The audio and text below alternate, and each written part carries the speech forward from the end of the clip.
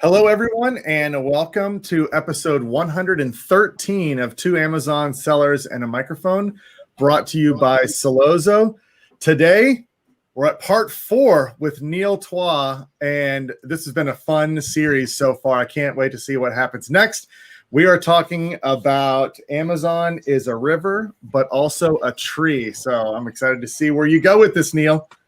Amazon may be a river, but it's also a tree. Yeah, we're going to float the Amazon today.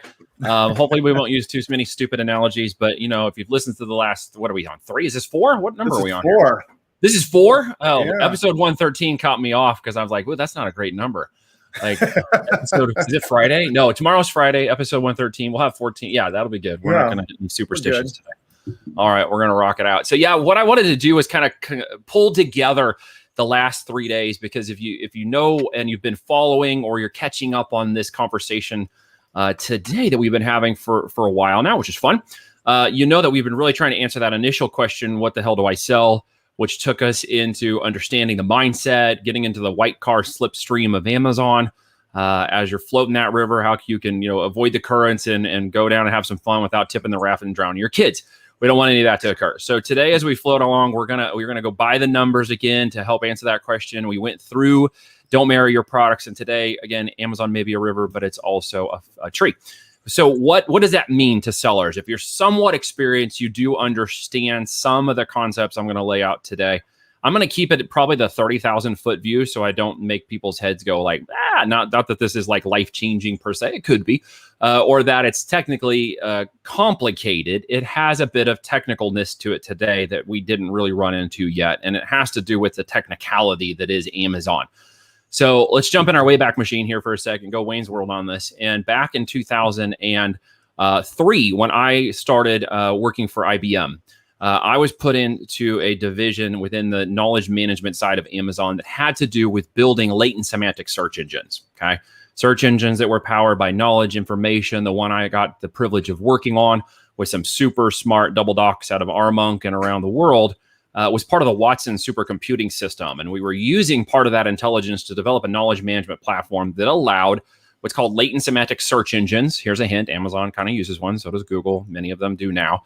To help define answers in the customer service space more quickly for people who called in and had questions, to the point where we received about 40% accuracy at the end of that project. And that was back in 2003. So what that meant was the system would literally predict what it thought you needed an answer on before you called, based on all the data points that this database knew about you, where they could pull information, and it had a 40% accuracy rate. Now, again, that was a long time ago, so I know that they've got that to probably 80% or higher now.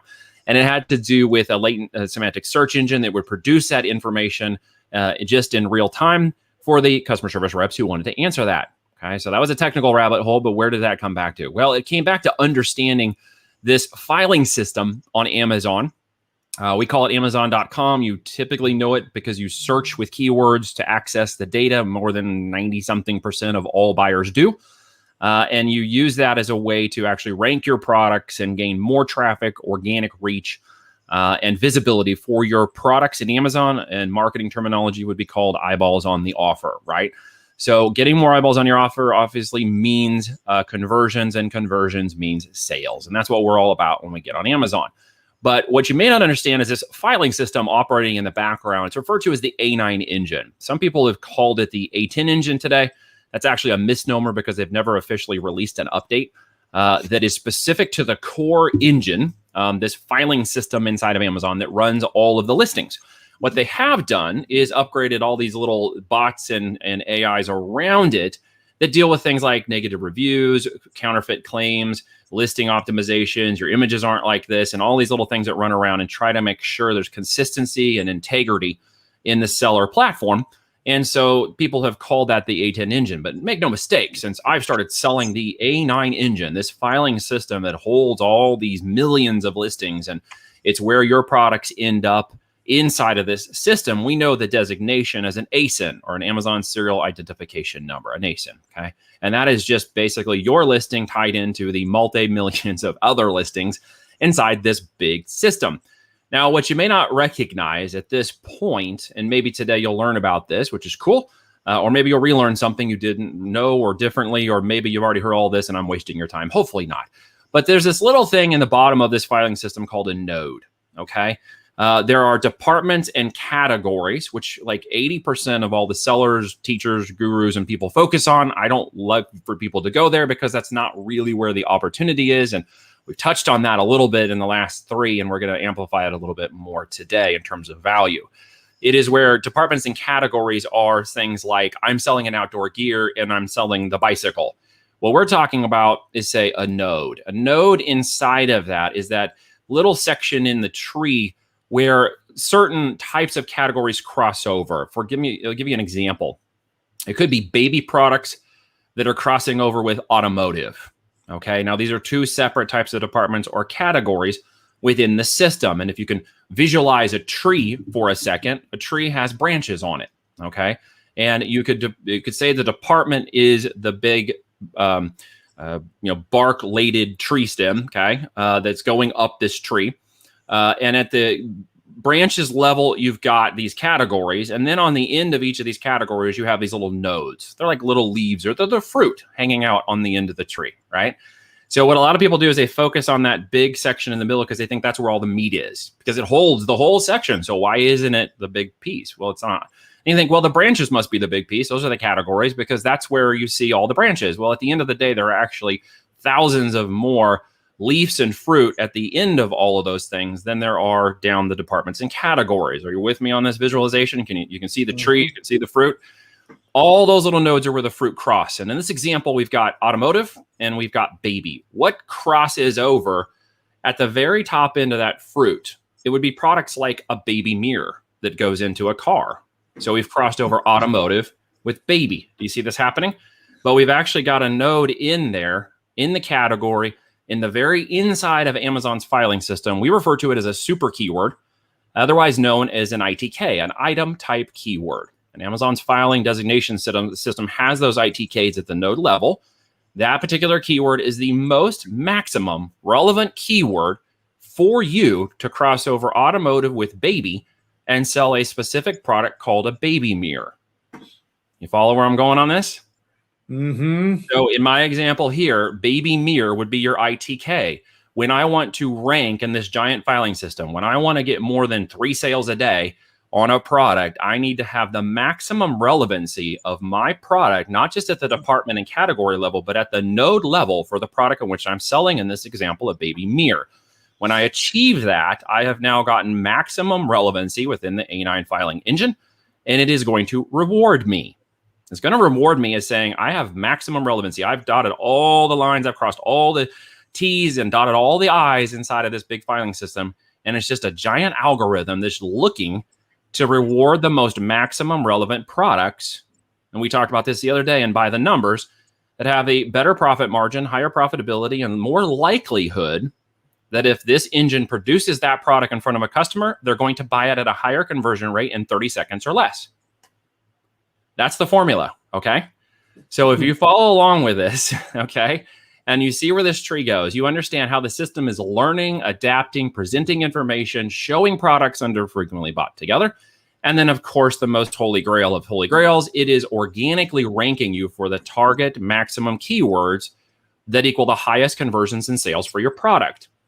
Inside of Amazon, that's referred to as your unit session percentage. In marketing world, we call it a conversion rate. When that is above 20%, you have the highest chance of receiving page 1, page 2 results for your product. Above 20%, you're guaranteed to be on page 1. Above 25 to 30%, you're definitely going to be at the top end of the page. If you maintain that conversion rate, you will achieve your maximum relevancy, sales, profitability, and reward that the engine can give you, okay?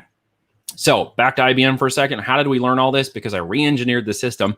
Knowing that they had built this, I spent the first 2 years literally hacking this system away, literally figuring out how did it respond? How is it learning? I knew how we'd program those during the IBM days. I knew what the super double dock architects were doing. I knew enough that I was the stupidest guy in the room, and I was happy to be there just to listen to these guys talk about how they architected this, only to realize that that is what the A9 engine is doing. And what I find is that so many people are convoluting the simplicity of this that I just spoke to you about. It actually really is simple when you think about it. that they're trying all these hacks, and they're doing all these crazy expensive coupons and giveaways and all this stuff. And they're literally fighting the system that wants to reward them when they do it the right way. It actually wants to reward you. Why? Because Amazon.com is a profit-making endeavor. They want to give the highest product the most visibility so they can maximize the amount of sales that are made and create a higher brand affinity. Like, they don't want to hold you down. So if you feel like Amazon's trying to hold you down, your products don't rank, you watch this bell curve launch process happen, you can't figure out why your BSR won't go below 50,000, why you can't achieve, it's literally because you are not using the most optimized listing that the system wants you to do, and you're not in line with all the data points that it wants you to see. Okay. Now, we've architected some of these data points inside of our training. We give them to everybody and we say, these are the data points you have to match up with. You have to hit them in this way. You launch in this process. You attack the A9 engine in this way. You do it. We call it a dance with this business. And basically, you don't have to push very hard. You know, people talk about all this effort in product launches. And at the end of the day, when you do it correctly, it will rank for you. The engine will literally reward you and rank for you. And that's why we have very zero effort launches to prove the products in the system, and then very much optimize and determine success before we do any other marketing campaigns. And I see a lot of people going in and saying, I want to rank my products. And just in case you're wondering, that's a lot about what we're talking about right now, how to rank your products for visibility and sales. Okay. In case that wasn't clear on today's topic. But the important part is to understand if you're making it difficult, if it is difficult, if you're trying and it's very expensive, if you've done the coupons and the social media and you blew the thousands of dollars on Facebook ads and didn't get the results you wanted, it's probably because you're trying to push a, snowball uphill in January. You're just fighting the system and you aren't going to win. It's falling apart in your hands as you try to get up the hill. So as you understand the fabric of how this works, it's very important to understand that the ITK system, the node system, is a very important usable system with data that you can pull together, finding those super keywords, finding the relevancy in your system, and getting to the page one results. Why? Because 78% of all the clicks come through page one. And if you're still sitting on page 3, 5, 10, etc., you're not going to get most of the traffic you expect to get, right? You absolutely need to get to page one. What is it anyways? I mean, it's the number one result you're going to get for the most target keyword that is the most relevant for your product, okay? So when you identify that, as we've talked about a minute ago, when you understand the maximum relevancy of your product for the node in which it's attached in the system, then you can dominate your niche and you can build an overwhelming presence across thousands of those keywords in no time flat. And it's very important to understand that. Now, I've covered like 50 things that we can unpack. I'm going to shut up for the moment. And what I would like to do is see if you guys had any questions about that. And of course, I have some things to hand out today.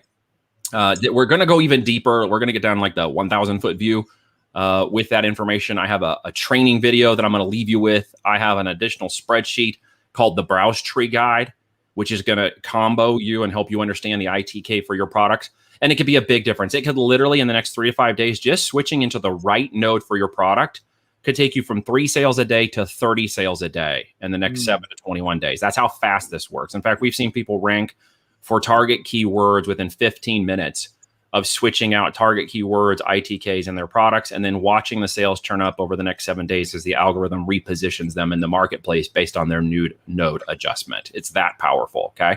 Now, I will warn you, it's just as powerful if you do it wrong.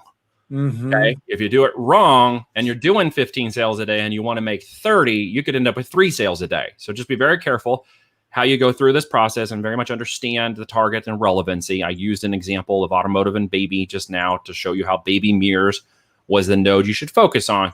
So do your diligence, watch the training, use the document. There's a lot of upside to doing this the right way. And there's a lot of power in really understanding what the system wants from you and how to dance with it correctly so you gain the rewards. And by the way, pro tip, once you do that, if you continue to launch products in that niche, it's just fire, ready, fire, aim, ready, fire, aim, literally, because you're going to hit every product on the dot for your target audience every time you put a new product in the market inside of your brand. This is fascinating to me. And I want to unpack a few of the things that you touched on, because you're hitting on something that I think is not, I don't know, people aren't paying enough attention to it. Nope. They think there's like, if you just do X, Y, Z, if you just get enough reviews, this, and this, you're going to move up the rankings. But you laid it out clear. Amazon is only going to show products that are proven to sell at a high conversion rate. It doesn't matter. You could, and this, another thing I want to touch on, this is a question Chris and I get all the time, is they'll say, hey, we're running ad campaigns and we're not getting impressions. Well, guess what? Amazon's using that. You have a low relevancy score. Low relevancy. Mm-hmm. And it doesn't matter what your bid is. Amazon doesn't want to show your ad for a product, even if you're paying more for that placement. When Amazon knows they can put this product here that may be bidding less, absolutely, it's going to sell 1 out of 3 times. Absolutely. And we built that into the Phoenix tool. We call it the 6-leaf score, and you see it up on the dash, and it says if it's a 5 or less for the quality of your listing, you are not in maximum relevance with the product for your target. So if you can get up to a 7 or 8, and it shows up on your listing when you're using the Phoenix widget, now you're in line. Now you have a good opportunity to rank your products. It's very important you understand that. Again, we talked about this. The tools are not so good if you don't have the knowledge. You can pick any tool and use it completely wrong. You can grab any hammer. It doesn't mean you can build a house. You're just going to be swinging every nail you see. So it's very important to understand what you just said in terms of how to utilize that data correctly for reaching a maximum relevancy, and then getting into what we call Amazon slipstream. Once you reach that slipstream and you are in a line and maximum relevancy of your listing, you can go. Results may vary from 3 to 30 sales a day. That's my disclaimer. You like that? Yeah.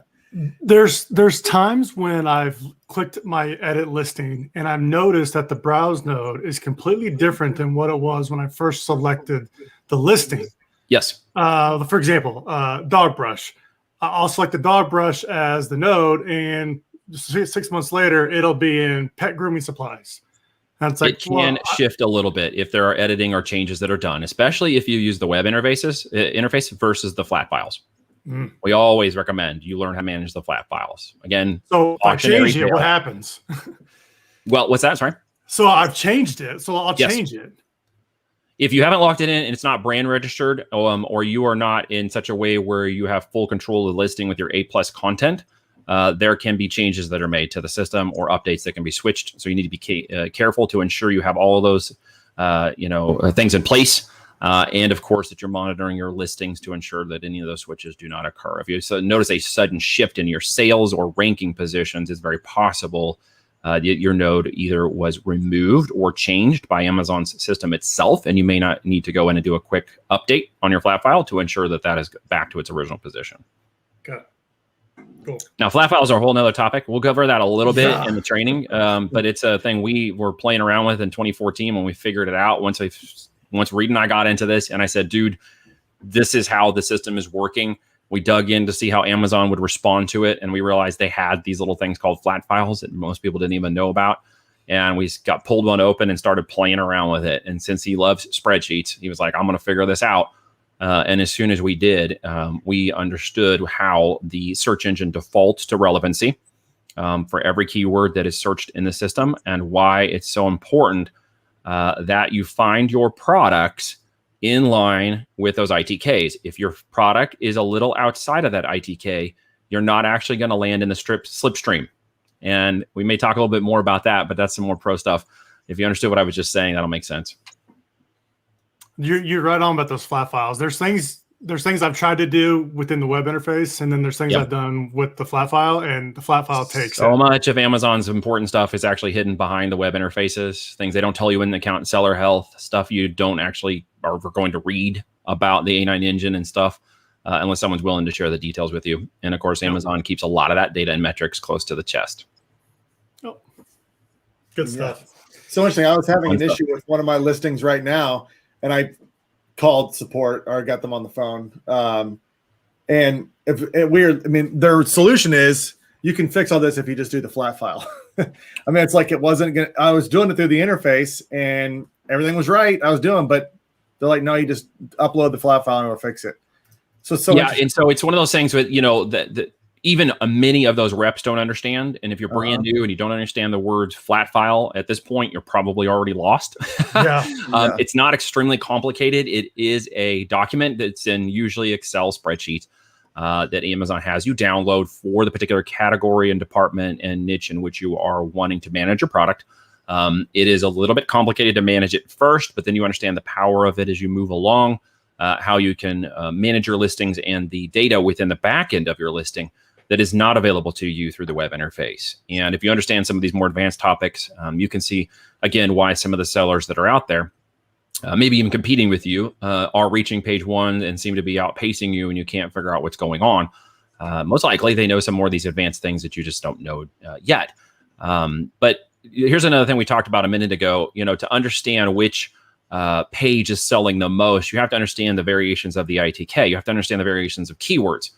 I touched on that just a minute ago, but let's go down just one level deeper. And then, as I mentioned, the video and the training that I'll give you guys behind this is going to go even deeper. It's the exact, broad, and match, broad, phrase, and exact match differences in your keyword, which one you should actually target and where and how you should actually target those keywords. You probably understand that to some degree if you've ever touched a campaign, a PPC campaign on Amazon.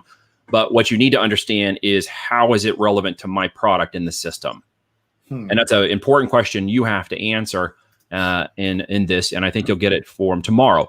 It can make a difference you can get it from the video, excuse me. And tomorrow we'll cover what all of this means as you put this whole thing together, as you find your products, you find potential trend opportunities, you work on your more list to identify those great products, or even, as Dustin said, relaunch some of those products, and how to approach a different market segment, more value, get your green light out of those products that maybe are yellow right now, how to move them into a position that can move faster. This today should hopefully give you some insight and how to position those correctly for the marketplace, so that you obviously maintain relevancy of your listings and your brand for the target you're going after. And of course, your rankability and organic sales are going to be returned by that. Your PPC and ACost specifically is going to go down. Because your USP, or your unit session percentage, your conversion rate, is going to go up. And it's an inverse but very positive relationship that sets up one thing: higher profitability in your business. Not just more sales, but higher profitability. We talked a little bit of this in the green room, Dustin. If you sell 1,000 more units of the same product making you low profit, selling 2,000 isn't going to fix your problems. If you sell 500 of a product that has $10 more profit than the one you're selling 1,000 units of, you just created more profit with less overhead, logistics, and management issues. You're not moving as many units, but you're making as much profit. It's a big deal, right? When you grow. And why is that a big deal? Because we don't want to create a business that is a job, right? We don't want to create these businesses as a job, because you have a huge opportunity to live a lifestyle business and still create a multi-seven-figure a year Amazon business, okay? Speaking from experience, right? And you don't have to look too far into the future as to the worth of these businesses when you do these things we've talked about today and yesterday and earlier correctly.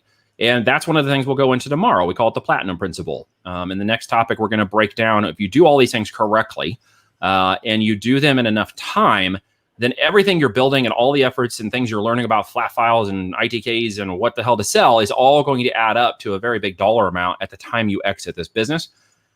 Through what we call the platinum principle. And that'll be a topic for tomorrow, to kind of bring this whole thing together and explain what you're doing and what it could be worth to you later on.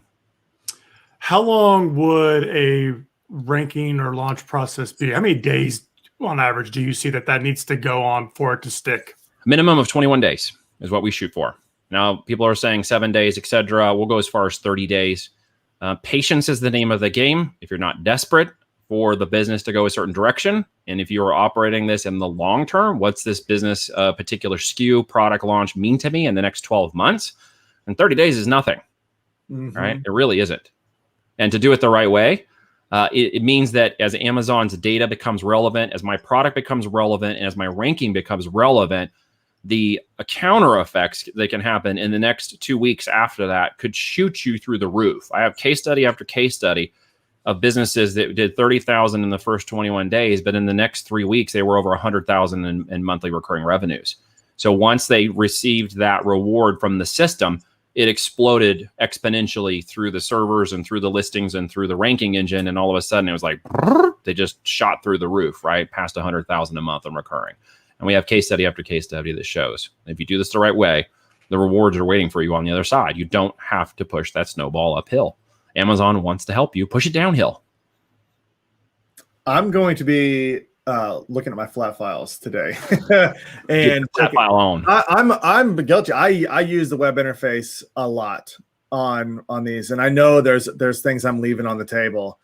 So I'm going to be checking these out just to see if I can make bumps. And I'm also excited about going through the spreadsheet that you're giving us now. We'll obviously have that in all of the notes, wherever you're watching for you guys. I'll give it out. An extra video training for you to go through and see visually some of the things I talked about today. And of course, we'll go into more granular detail on that video. It's at least about 30 minutes or so that will walk you guys through all of these points in a visual format. You'll see it over the shoulder, and he will help you understand how to use that doc and then give you some tips on how to apply it to your business. Oh, that's fantastic. We're going to have lots of stuff to talk about next time. Yeah, I think so. After going through this. And I was going to bring up, so I did run through, we talked about this earlier before we started the show, but I did go through the spreadsheet on this product that I'm relaunching. Caveat, this is a product I'm married to. So I'm going to break every rule that you talked about. I'm married to this product. It's low cost. It's not high.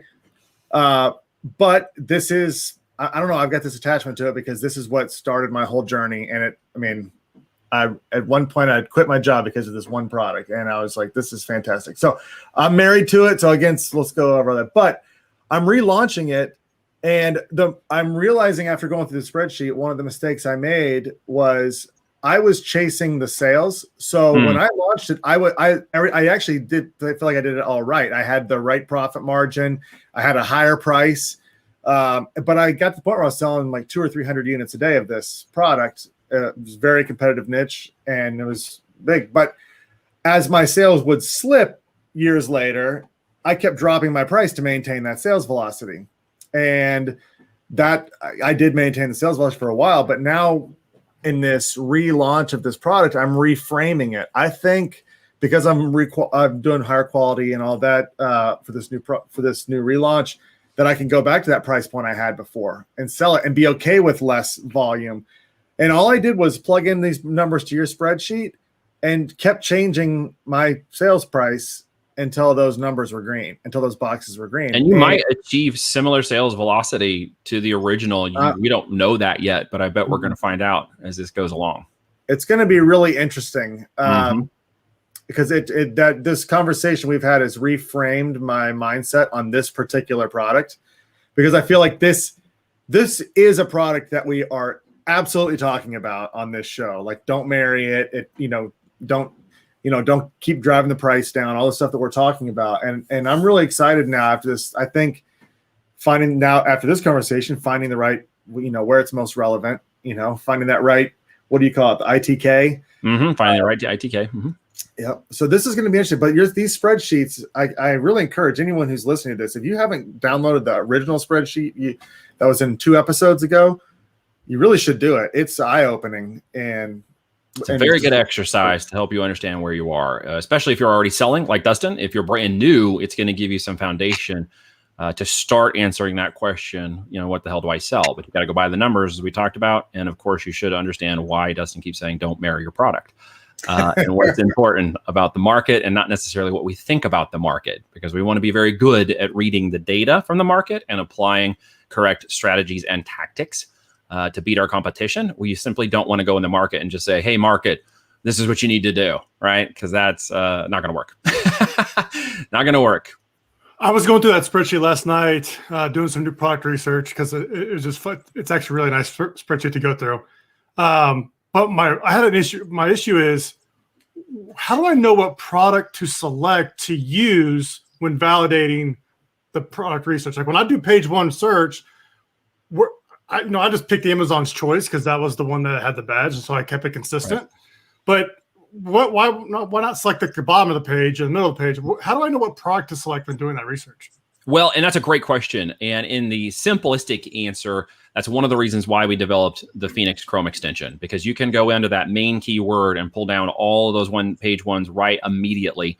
You can add in what we now call seeds, the products that you are most interested in tracking to answer that question. And once you pull them in the seeds dashboard and start tracking them, you'll be able to see that data and the analytical trend of who's pricing at certain points, who's making so many units versus another, which node is that one with most sales making, why are they ranking the highest? And you have all the data right there for you to start making decisions against as to which product you should go after and compete with. Okay. There won't be any guessing once you understand how to read that data. Cool. So cool. All the data is there and available is. for us to make these decisions. It's amazing. It's When applying you- that right knowledge. Again, back to the Yeah. hammer story. You can go swing that hammer, but everything is going to look like a nail if you don't actually understand how and when to do it. You need a skilled person who's built a house to understand how to go build one yourself. And so we can get you the tools. You can go any tool, frankly, and pull data down. But if you really don't understand why you're looking at it and how it applies to the system, you're missing some very key elements to being successful at it. So true. I'm really excited about going through this relevancy and what you're talking about with like these ITKs. I think this is something I'm not focusing on enough. It's a more complex understanding of how the system works and how It's a little more tactical. Yeah, it absolutely is. It's a little more mechanical. But in the end, there's a process to it. It can be a standard operating procedure as part of every product that goes to market. And you're literally, stepping off with your best foot forward. Well, I am looking forward to tomorrow. We're going to have a lot of fun. We'll put the spreadsheet and the link to the video training in the description of the podcast. We'll also have it on the Facebook and YouTube channel. So everyone, please go do that. Chris and I'll do that ourselves tonight, and then we'll have fun talking about this tomorrow. Excellent. Neil, thanks again for joining us. This has been a blast. Thanks, guys, for having me. I appreciate you. All right, we'll see you tomorrow.